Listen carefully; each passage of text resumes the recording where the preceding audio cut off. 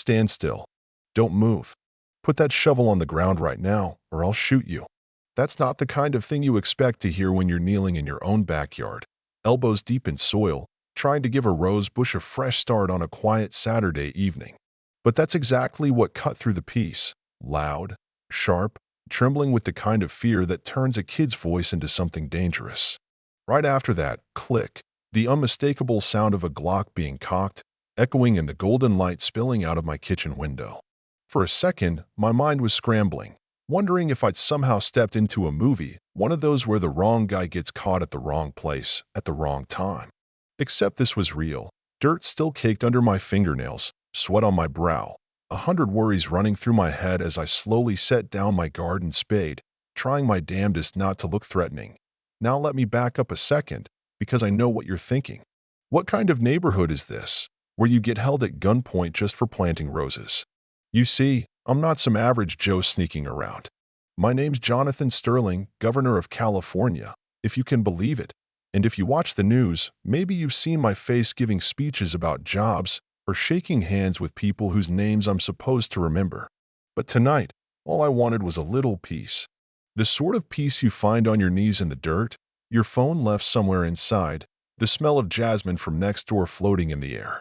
Just me, the earth, and the simple joy of doing something for no one but myself and maybe my wife Martha, who bought these fancy David Austin roses she loves so much. The old mansion where we live, nestled in a little patch of green away from the city chaos, is usually safe as Fort Knox.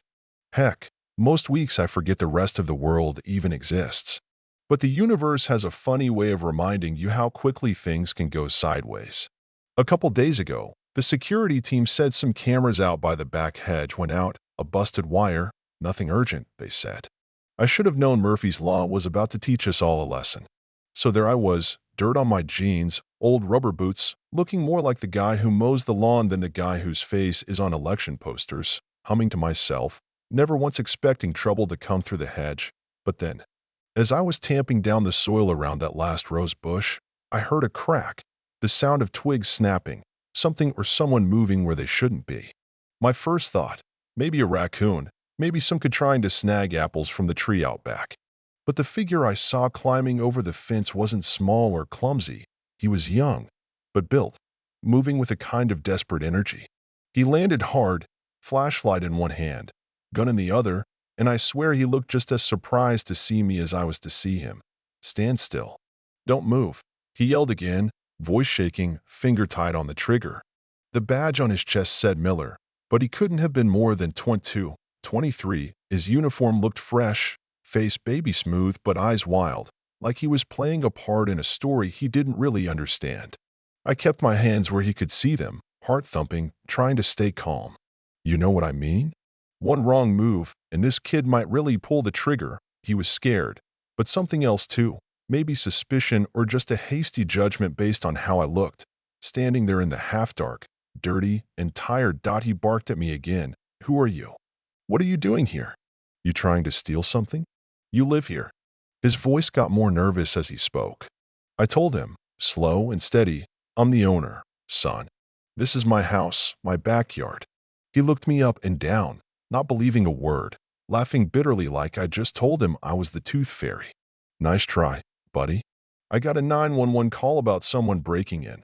No way you're the owner. You look like the help. That stung a little, I won't lie. There's something about being sized up and dismissed in your own home that burns, especially when it comes with a loaded gun pointed at your chest. Now, I could have snapped back.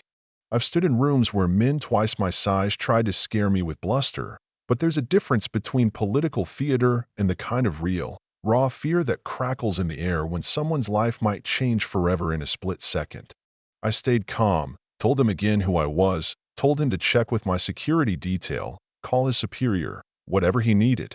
Instead, he doubled down, yeah, sure, and I'm the president. Hands on the fence, now. He frisked me roughly, his hands shaking, searching for weapons I didn't have.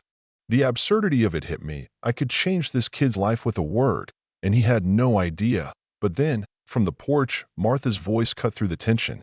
Jonathan, honey, are you out there? I heard something, are you okay?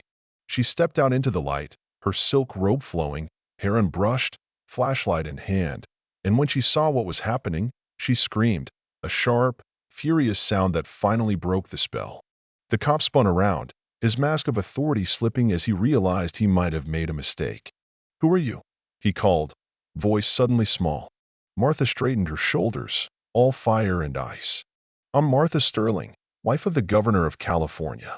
"Who the hell are you, and why are you pointing a gun at my husband?" Let me tell you, you could see the gears grinding in his head, the color draining from his cheeks. For a second, I almost felt sorry for the kid, almost. He lowered the gun, eyes wide, hands trembling, as the truth started sinking in. I looked him dead in the eye, voice colder than I intended. "Officer Miller, you just made a mistake you'll remember for the rest of your life." It was like a spell breaking, the garden filled with the sound of footsteps as my security team rushed out, their faces hard as stone, guns drawn, suddenly realizing the governor had almost been shot by a rookie COP.my head of security. Johnson glared at Miller like he wanted to wring his neck. "You know what you just did, kid? You pointed a gun at the governor of California. You want to go to jail." Miller looked like he was about to collapse. His career, everything he'd dreamed about, vanishing with each word. It was almost pitiful. Yeah, that happened. What followed was a blur, statements given, apologies muttered, supervisors called in the middle of the night. Miller was suspended, probably for good. There was talk of lawsuits, bad press, endless questions about race, power, and the way we size each other up when the stakes are life and death. I didn't want the kid destroyed. He was scared, sure, but part of me knew this was bigger than just one mistake. It was about the way fear and prejudice can turn a backyard into a battlefield, how quick judgments can blow up a life in seconds. Later, I met with the police brass, told them this wasn't just about punishing one young officer.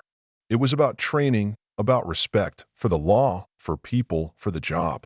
Told them they'd better fix the culture that lets this kind of thing happen, because next time, someone might not be so lucky. I wanted to be mad, but all I felt was tired. Tired of seeing the same story play out. Tired of knowing that sometimes, even in your own home, you're never really safe from other people's fears. So here's the thing. What would you have done? Standing there with a gun in your face, being told you don't belong in your own home? Was I right to keep my cool, to let the system work, to choose mercy over anger? Or should I have made an example, pushed for Miller's badge, his job, his future? Does forgiveness and leadership make us stronger? Or does it let things slide until someone really gets hurt? I want to know what you think about justice, about training, about the fine line between caution and prejudice. Drop your thoughts below.